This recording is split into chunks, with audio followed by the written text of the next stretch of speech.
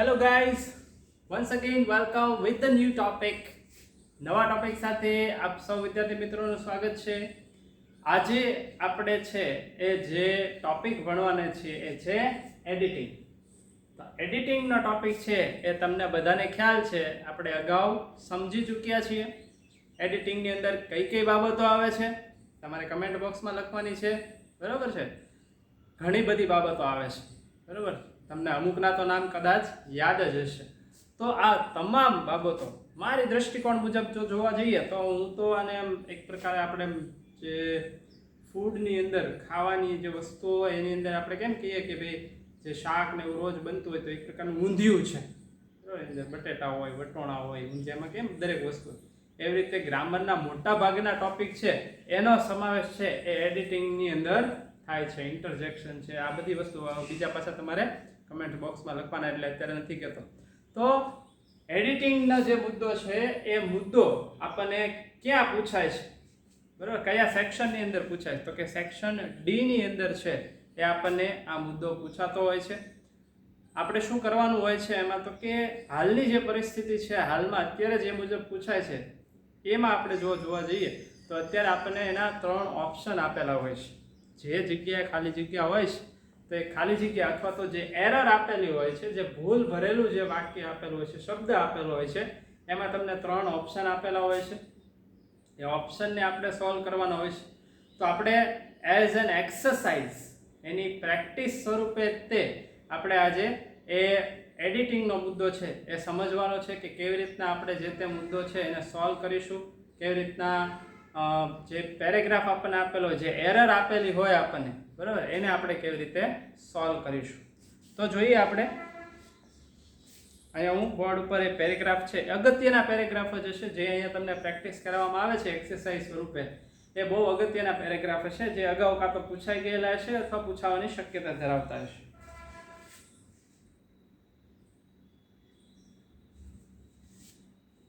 પહેલો પેરેગ્રાફ જોઈએ.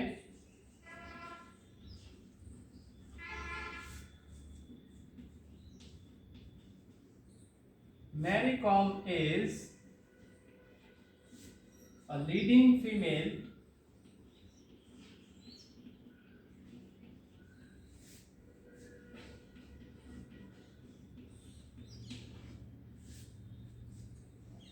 boxer of India.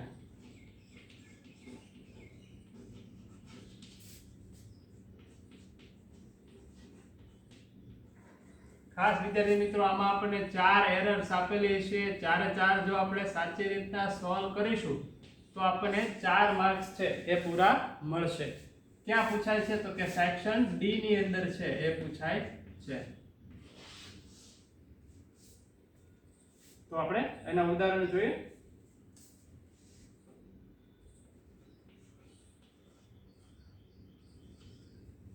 She is one of the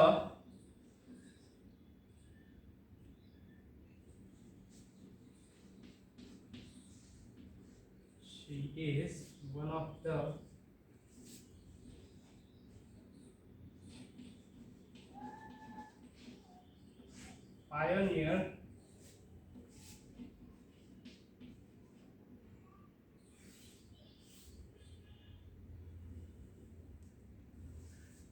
અત્યારે જે સ્વરૂપ આપેલું છે એમાં તમને ખાલી જગ્યા આપેલી છે.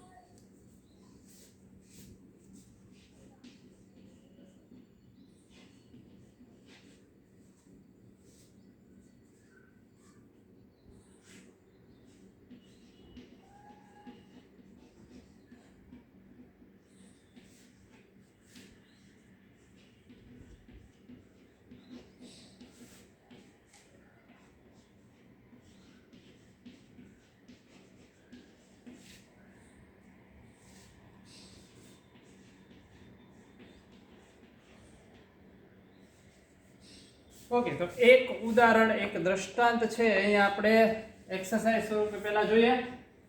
તો જો કદાચ ઘણા વિદ્યાર્થી મિત્રોને છે ખ્યાલ ન હોય તો તમે મારી ચેનલ ઉપર જઈ અને જૂના વિડીયો છે એ જોઈ શકો છો કે જેની અંદર એડિટિંગની અંદર પૂછાતા જે મુદ્દાઓ છે, બરાબર, કે જે તમને મેં કમેન્ટ બોક્સમાં લખવાનું કીધું, એ મોટા ભાગના મુદ્દાઓની છે એ વિગતવાર જે એનો અભ્યાસ છે એ દરેક બાબતને સમજવાની છે.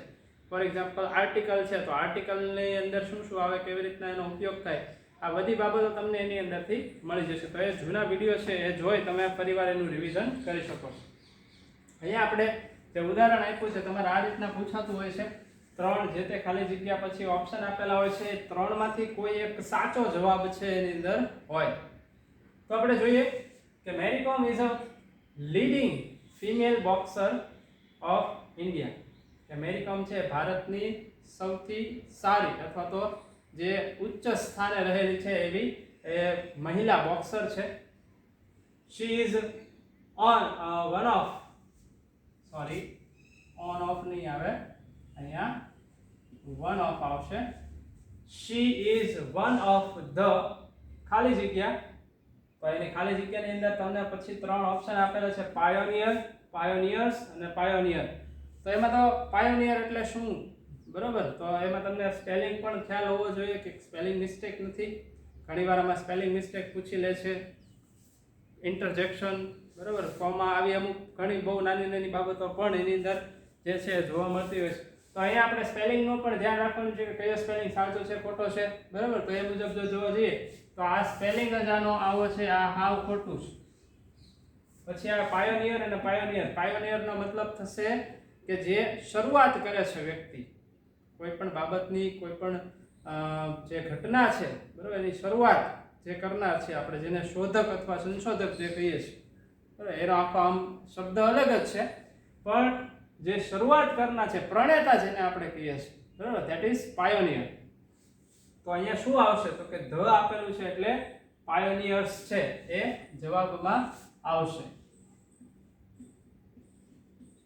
કારણ કે ડબલ કમ્પેરિઝન છે એટલા માટે. She is one of the pioneers, એની કમ્પેરિઝન છે એ જે સરખામણી કરનારા અથવા તો પ્રણેતાઓ જે છે એની સાથે છે of women's boxing in India. કે ભારતીય બોક્સિંગ છે એની અંદર ના જે બધા પ્રણેતાઓ છે એની અંદર એનો સમાવેશ થાય છે. એટલે ડબલ કમ્પેરિઝનમાં હંમેશા ધ પછી છે એ બહુવચન વાળું સ્વરૂપ છે આવતું હોય છે. એઝ અ સ્પોર્ટ્સ પર્સન, કે એક સ્પોર્ટ્સ પર્સન તરીકે, she has achieved ખાલી જગ્યા huge success.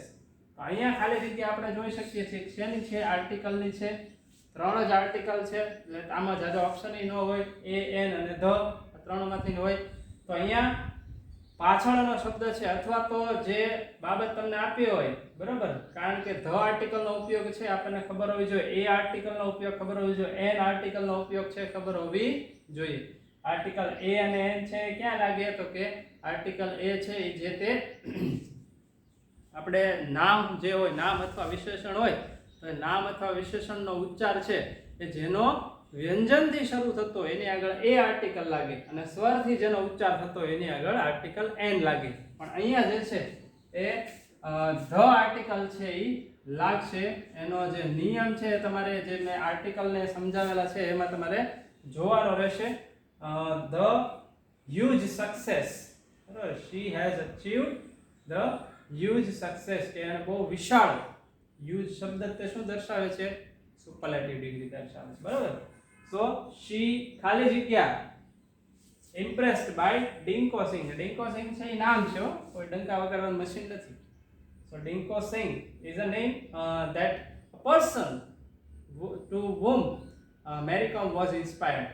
એનાથી છે ઇન્સ્પાયર થયેલી છે મેરી કોમ, એનાથી ઇમ્પ્રેસ થયેલી છે.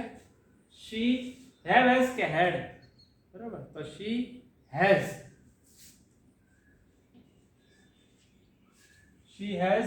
Impressed by Dingko Singh, a boxer of her state. કોણ હતો એ ડિંકો સિંહ તો કે એના જ રાજ્યનો એક મેલ બોક્સર છે હતો. શી ડિસાઇડેડ ખાલી જગ્યા અ બોક્સર, તો એણે એવું નક્કી કર્યું હતું શું કે becoming, became કે to become. તો to become ઘણી વાર છે તમને to છે એ આગળ આપેલું હોય તો પછી to પછી મૂળ રૂપ આવતું હોય છે, પણ એને એવું નક્કી કરી નાખ્યું હતું શું તો કે આવું જ્યારે હોય બરાબર ભૂતકાળ હોય તો એની પછી ટુ વાળું જે રૂપ છે આવશે, કારણ કે અહીંયા મુખ્ય ક્રિયાપદ તો તમને આપી દીધેલું છે.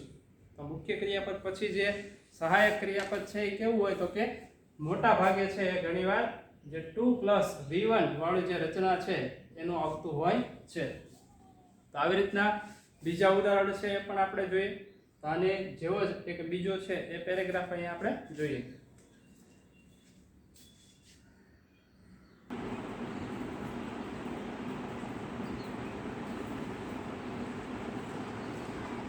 ઓકે ગાઈસ, તો અહીંયા બે એવા બીજા એક્સરસાઇઝ માટેના ઉદાહરણો છે જે અગત્યના છે, ખાસ ધ્યાન રાખજો, કારણ કે આવી બધી જ ખાલી જગ્યાઓ છે એ તમારે પૂછાતી હોય છે. જોઈએ આપણે પહેલું જે ઉદાહરણ છે એને સમજવાનો પ્રયત્ન કરીએ અને સમજી અને એની સાથે એના જવાબો પણ જોઈએ. So his presence is always a cause of, પછી ખાલી જગ્યા છે તો તેની હાજરી, પ્રેઝન્સ એટલે કે હાજરી, એનું હાજર હોવું. his presence is always હંમેશા a cause of એટલે કારણ હોવું. તેની હાજરી હંમેશા કારણ હોય છે. શેનું કારણ હોય છે? ઇરિટેટિંગ કે ઇરિટેશન. ઇરિટેશન એટલે તો કે ગુસ્સો આવવો અથવા તો જે આપણને ચીડ ચડવી, બરાબર? તો એ શબ્દ પણ એમાંથી કયો આવશે? ઇરિટેટ આવશે, ઇરિટેશન આવશે, irritating. So his presence is always a cause of irritation, irritating.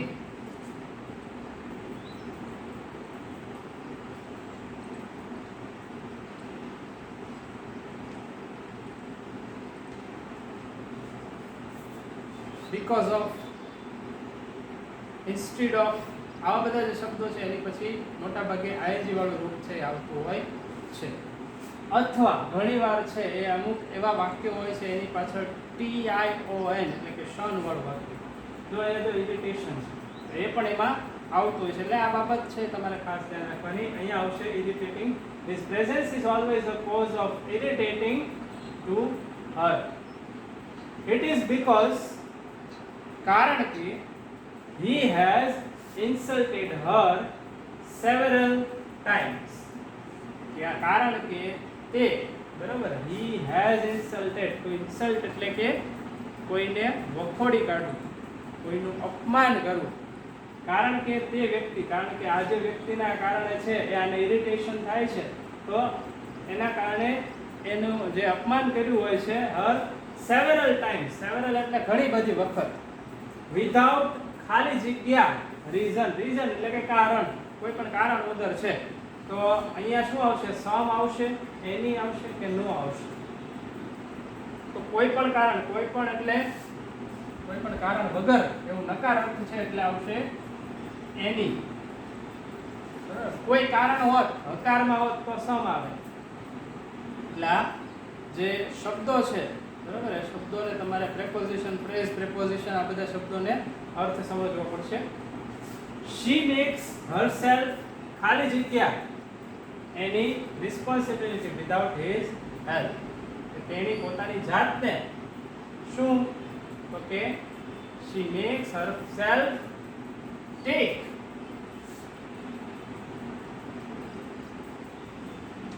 any responsibility without his help. કે એને પોતાની જાતને છે એ રીતે બનાવી કે એની મદદ વગર પોતે કાર્ય કરી શકે. she is now able to handle ખાલી જગ્યા worst situation. તો ફરીવાર આર્ટિકલની ખાલી જગ્યા આવી, તો આર્ટિકલમાં શું આવશે? પાછળનો શબ્દ જોવાનો, કારણ કે આર્ટિકલ છે એ ક્યાં લાગશે તો કે જે તે નામ અથવા તો વિશેષણની આગળ લાગશે. તો નામ કે વિશેષણ છે એ શું કહેવા માંગે છે એ આપણે જોવાનું. તો એ શબ્દ છે વર્સ્ટ. વર્સ્ટ છે એ શબ્દનો કાં તો તમને અર્થ ખબર હોવી જોઈએ, એ વિશેષણ છે કે નહીં એ ખબર હોવી જોઈએ, ડિગ્રીનું વાક્ય છે, ડિગ્રીનો શબ્દ છે એ ખબર હોવી જોઈએ. તો વર્સ્ટ એટલે કેવું તો કે ડિગ્રી છે, બરાબર. આપણે જો એની વાત કરીએ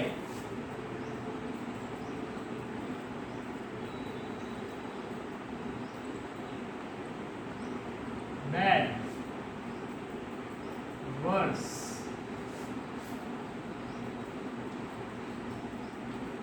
વર્સ્ટ, બરાબર. આ ડિગ્રી બેડ એટલે ખરાબ, વર્સ એટલે ના કરતા ખરાબ અને વર્સ એટલે સૌથી ખરાબ. તો સુપરલેટિવ ડિગ્રીનો શબ્દ થયો એટલા માટે શું આવશે? આર્ટિકલ ધ આવશે, બરાબર. સુપરલેટિવ ડિગ્રીમાં હંમેશા શું આવે? આર્ટિકલ ધ વપરાય. તો આખું જે પહેલું ઉદાહરણ છે એ જોયું કે his presence is always a cause of irritating to her. It is because he has insulted her several times without any reason. ઘણી વાર છે શું થતું હોય કે આવી જે ખાલી જગ્યા હોય તો ખાલી જગ્યામાં આપણને વાક્યો આપણે વાંચેલા હોય એ રીતની વાંચન આપણું વધારે સારું હોય તો આપણને કોઈ પણ કારણ વગર ખબર પડી જતો એની પાછળનું કારણ આપણને નથી ખબર હોતી પણ આપણને એમને ખબર પડી જાય કે આ જ જવાબ આવે. શું કામ? કારણ કે આપણે વાંચેલું હોય એટલા માટે.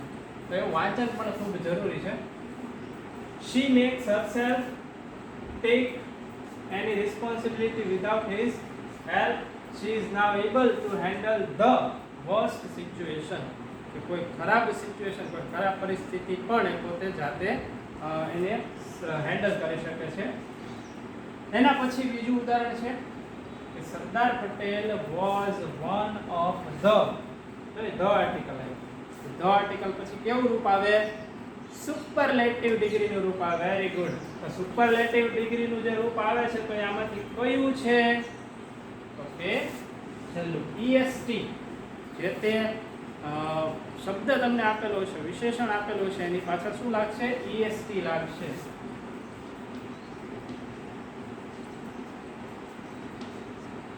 Sardar Patel was one of the greatest ખાલી જગ્યા, પાછી ખાલી જગ્યા આવી, ખાલી જગ્યા ઉપર ખાલી જગ્યા.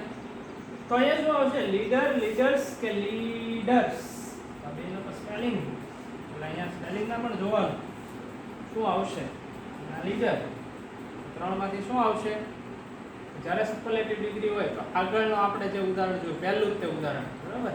પહેલા ઉદાહરણની અંદર આપણે જોયું આ ક્રમવાળું પહેલું નહીં, આની પહેલા જે જોયું હતું તો એ ઉદાહરણમાં આપણે જોયું કે આવી રીતના જ્યારે સુપરલેટિવ ડિગ્રી હોય તો ત્યારે બહુવચન છે એ આવે. Greatest leaders. મેરી કોમ વાળો જે આપણે પેરેગ્રાફ જોયું, દ્રષ્ટાંત જોયું. તો લીડર્સ આ જે જવાબ પછી આવે આ તો સ્પેલિંગ ખોટો છે. Of India. He was the ખાલી જગ્યા. ખાલી જગ્યામાં શું આવશે? મોર, મોસ્ટ કે મોસ્ટેસ્ટ. હી વોઝ ધ, ફરીવાર પાછું ધ આર્ટિકલ આવ્યું એટલે શું આવશે? Superlative degree. પણ EST વાળું આવશે, આવડું આ કે આ આવશે?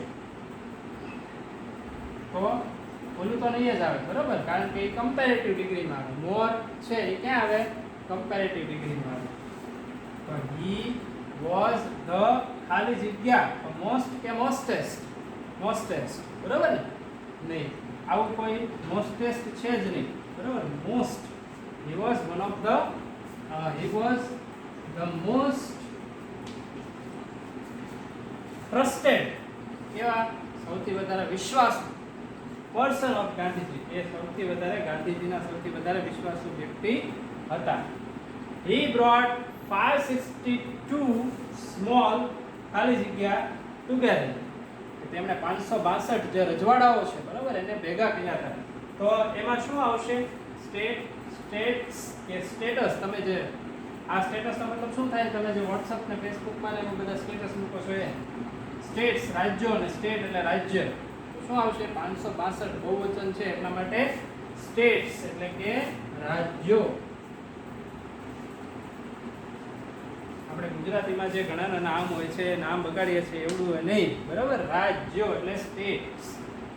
તો he brought 562 small states together. He is well known for the Bardoli સત્યાગ્રહ. સરદાર પટેલ કોની માટે ઓળખાય છે? તો કે બારડોલી સત્યાગ્રહ માટે ઓળખાય છે. And unity of India. અને ભારતની અખંડિતતા માટે છે એ ઓળખાય છે. તો આવા ઉદાહરણો છે. આવી જ ખાલી જગ્યાઓ છે મોટા ભાગે તમારે પૂછાતી હોય છે. ઘણીવાર સ્પેલિંગ એરર છે પૂછાતું હોય છે, ઘણીવાર જે નંબર્સ છે નંબર્સ વિશે પણ પૂછાતું હોય છે. તો આ બધી એકવચન બહુવચન છે, કાળ છે, બરાબર, આ બધી બાબતો એડિટિંગની અંદર પૂછાતી હોય છે. તો તમારે આ એડિટિંગનું ફરીવાર રિવિઝન છે જે લખાવેલું છે એ બાબતો લખેલી સમજવાની છે. જે કન્જંક્શન, ઇન્ટરજેક્શન, આ બધી બાબતો છે એ સમજાવેલી છે. પ્રોનાઉન છે, રિલેટિવ પ્રોનાઉન છે, આ બધી બાબતો છે એ સમજી અને એડિટિંગના જે બીજા અન્ય પેરેગ્રાફ છે એને તમારે સોલ્વ કરવાના છે.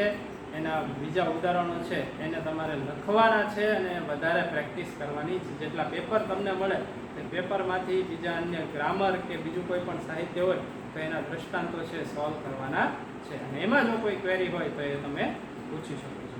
ઓકે વિદ્યાર્થી મિત્રો, આજના વિડીયો લેક્ચરમાં અહીંયા સુધી રાખીએ. ફરી મળીશું નવા ટોપિક સાથે. જય સર.